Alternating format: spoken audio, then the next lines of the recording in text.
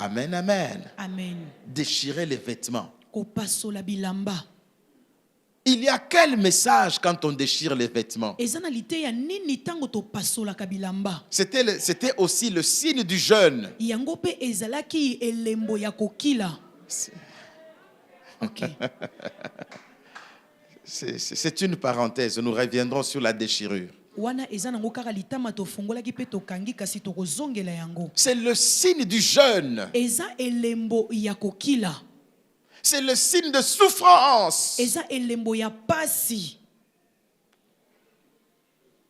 Amen, amen, amen. Amen. C'est un message. Il dit, si je n'ai pas cette puissance, je souffrirai. Le fait de déchirer les vêtements, c'est un signe du jeûne. Ok. Amen. Amen. Pourquoi il a déchiré les vêtements? Il commence par déchirer ses propres vêtements. Signe des jeunes, signe de souffrance. Comme pour dire, si je n'entre pas dans cette puissance, certainement que je souffrirai beaucoup. Il a déchiré les vêtements. Mais c'est aussi le refus. Je refuse de rester dans cette situation.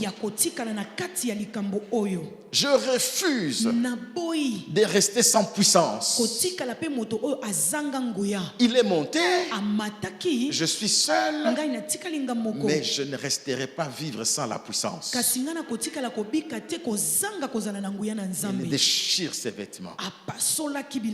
Et puis il prend le manteau. Mais quand il touche les manteaux, il ne sent rien dans ses mains.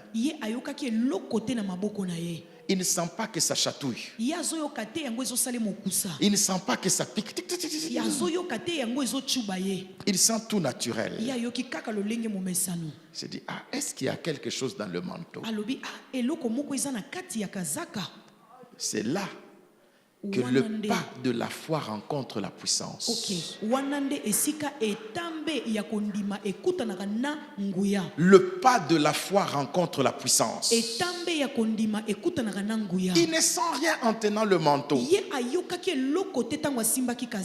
Il dit, mais c'est le même manteau qui a ouvert le fleuve. Il prendra ce manteau. Il va frapper le fleuve. Où est le Dieu d'Élie? Où est-il? L'Éternel, le Dieu d'Élie. Il frappa le fleuve. Le Jourdain s'ouvre. Et vous savez ce qui s'est passé? Il a regardé maintenant le manteau autrement. Il y a quelque chose. Il le met sur lui. Et il traverse. Alléluia. Amen. Il fallait le vêtement. Mais tout commençait par voir. Il déchire ses habits pour porter un autre manteau. Tu dois déchirer les vêtements de l'incrédulité pour porter les vêtements de la puissance. Tu dois déchirer quelque chose. Hey. Ok.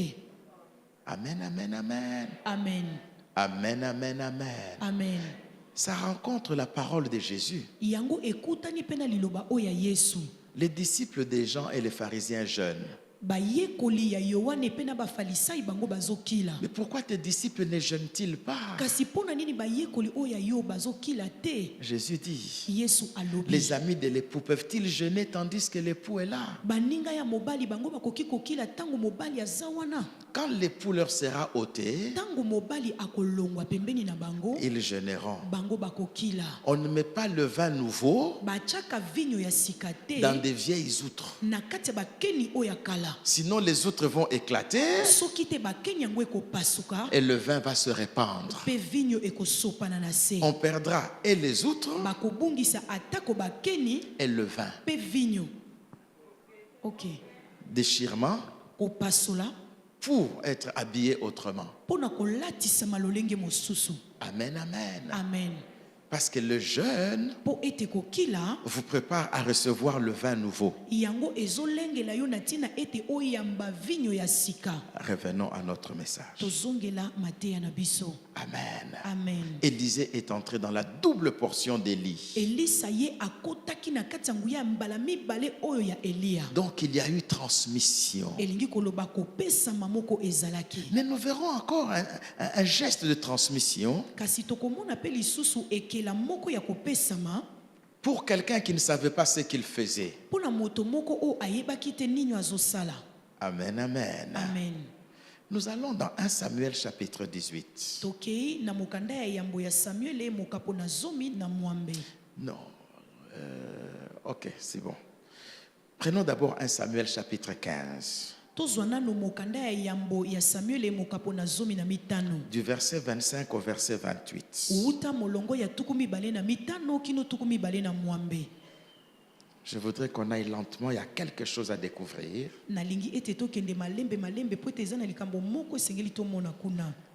Premier livre de Samuel, chapitre 15, verset 25.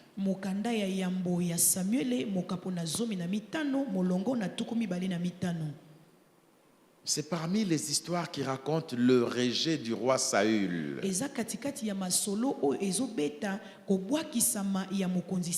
Mais vous aurez le temps de lire tout le chapitre et peut-être que nous y reviendrons.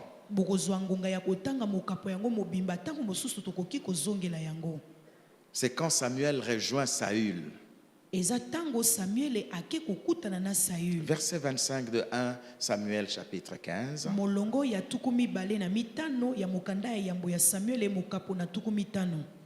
Maintenant je te prie, pardonne mon péché, reviens avec moi et je me prosternerai devant l'Éternel.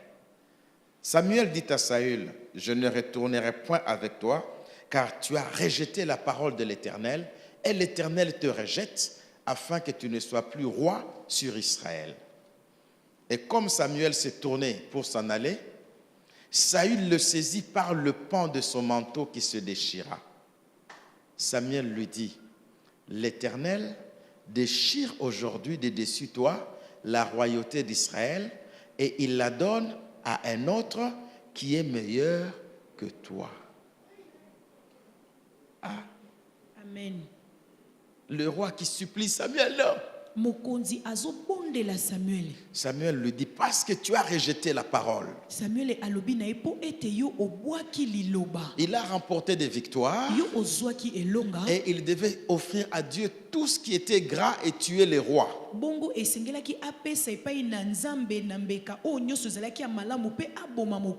Mais il a gardé au lieu de le donner à Dieu. Alors Dieu n'était pas d'accord avec lui. Et quand Samuel vient pour le lui dire, Saül tient Samuel au vêtement. Et Samuel en partant, il entend un bruit. Les vêtements de Samuel sont déchirés, le manteau est déchiré. Il lui dit, le royaume aussi est déchiré. Et Dieu t'arrache la royauté. Vous voyez? Il parle du royaume. Il parle de la royauté à partir du vêtement. Quel rapport? Ce n'était même pas le vêtement de Saül. Mais c'était le vêtement de celui qui l'a introduit dans la royauté. Parce que c'est Samuel qui a oint Saül. Déchirure du manteau. Il lui dit c'est aussi la déchirure du royaume. Et si Saül était humble, il pouvait chercher un autre manteau à donner à Samuel en disant que Dieu restaure la royauté. Mais lui-même ne comprenait pas. Or, c'est ce qui va se passer avec son fils Jonathan. Le langage du vêtement. Jonathan était l'ami de David. Et ils disent faisons alliance. Mais quand ils font l'alliance, Jonathan donne les manteaux et les habits. Il donne même ses armes. Mais David ne lui a rien donné. Lui-même n'a pas compris. Lisons cela.